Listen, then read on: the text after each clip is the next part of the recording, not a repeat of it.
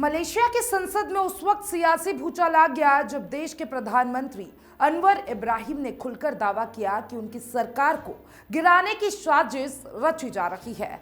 और ये साजिश सिर्फ घरेलू राजनीति तक सीमित नहीं है, बल्कि इसमें एक अंतर्राष्ट्रीय मीडिया हाउस, एक यहूदी समूह की भूमिका बताई जा रही है।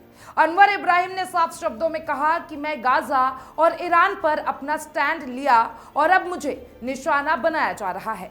ये बयान ऐसे समय आया है जब मिडिल ईस्ट में हालात पहले से ही तनावपूर्ण है। गाजा में इजराइल की कार्रवाई को लेकर कई मुस्लिम देशों ने विरोध जताया है। ईरान को लेकर भी विश्व राजनीति गर्म है। ऐसे माहौल में मलेशिया का खुलकर बयान देना अंतर्राष्ट्रीय स्तर पर चर्चा का विषय बन गया है। संसद में बोलते हुए अनवर इब्राहिम ने कहा कि उनकी सरकार को अस्थिर करने की कोशिश हो रही है। उनके मुताबिक एक यहूदी संगठन, एक अंतर्राष्ट्रीय मीडिया संस्थान और मलेशिया के कुछ विपक्षी नेता मिलकर सरकार गिराने की साजिश कर रहे हैं। उन्होंने आरोप लगाया कि अंतर्राष्ट्रीय मीडिया प्लेटफॉर्म के जरिए मलेशिया की छवि खराब की जा रही है ताकि अमेरिका का ध्यान आकर्षित किया जा सके और दबाव बनाया जा सके। अनवर ने कहा, क्या गाजा और ईरान पर बोलना गुनाह है? अगर अन्याय हो रहा है तो क्या हम चुप रहे?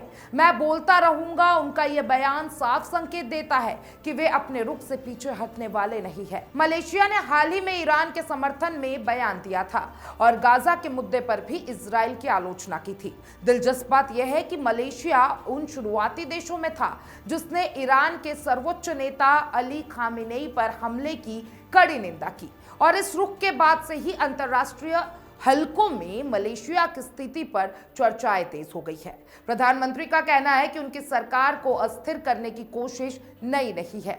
उन्होंने याद दिलाया कि 2020 और 21 में भी राजनीतिक अस्थिरता के दौर में देश गुजर चुका है।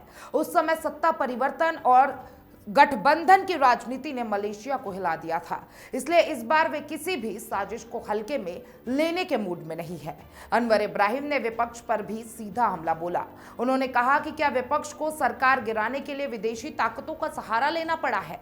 उन्होंने चेतावनी दी है कि अगर कोई भी देश की स्थिरता से खिलवाड़ करेगा तो उसे बख्शा नहीं जाएगा और जांच के आदेश दिए गए हैं और दोषियों के खिलाफ सख्त कार्रवाई की बात कही गई है।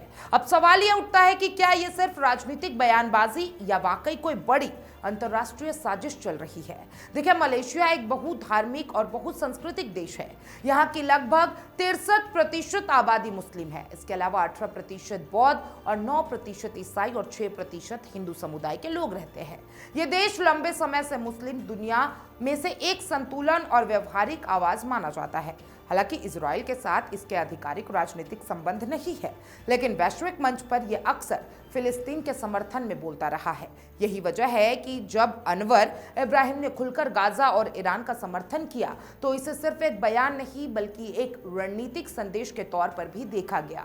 कुछ विशेषज्ञ मानते हैं कि यह बयान घरेलू राजनीति को साधने के लिए भी हो सकते हैं, क्योंकि मलेशिया में मुस्लिम मतदाता बड़ी संख्या में है और फिलिस्तीन के मुद्दे पर वहां गहरी भावनाएं जुड़ी हुई है। दूसरी ओर अंतर्राष्ट्रीय राजनीति के जानकार मानते हैं कि ऐसे आरोप बेहद गंभीर होते हैं। किसी खास धार्मिक समूह पर सरकार गिराने की साजिश का आरोप लगाना वैश्विक स्तर पर विवाद पैदा कर सकता है, खासकर तब जब मलेशिया में यहूदी समुदाय की आबादी नगण्य है। यह भी ध्यान देने वाली बात है कि प्रधानमंत्री ने सीधे तौर पर किसी देश का नाम नहीं लिया, लेकिन यहूदी समुदाय और अंतर्राष्ट्रीय मीडिया का जिक्र करके उन्होंने संकेत जरूर दे दिया है। इससे कूटनीतिक रिश्तों पर असर पड़ सकता है। क्या मलेशिया पर वास्तव में कोई बाहरी दबाव है? क्या गाजा और ईरान पर बयान देने की वजह से अंतर्राष्ट्रीय ताकतें नाराज है, या फिर यह घरेलू राजनीति का हिस्सा है जहां सरकार विपक्ष पर पलटवार कर रही है?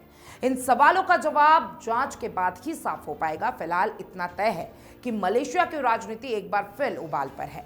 अगर जांच में कोई ठोस सबूत सामने आता है तो ये मामला सिर्फ मलेशिया तक सीमित नहीं रहेगा, इसका असर अंतर्राष्ट्रीय संबंधों पर भी पड़ेगा। और अगर आरोप साबित नहीं होता तो विपक्ष इसे राजनीतिक हथियार बनाकर सरकार को घेरने की कोशिश करेगा। प्रधानमंत्री अनवर इब्राहिम ने साफ कहा है कि दूध का दूध और पानी का पानी हो जाएगा। अब सबकी नजर इस बात पर है कि जांच एजेंसियां क्या खुलासा करती है।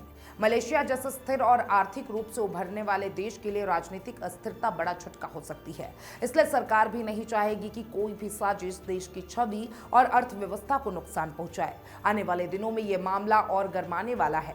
संसद से उठी ये आवाज अब अंतर्राष्ट्रीय गलियारों तक पहुंच चुकी है। क्या ये सिर्फ आरोपों की राजनीति है या वाकई कोई बड़ा खेल चल रहा है, ये वक्त बताएगा। फिलहाल मलेशिया की सियासत एक बार फिर वैश्विक सुर्खियों में है।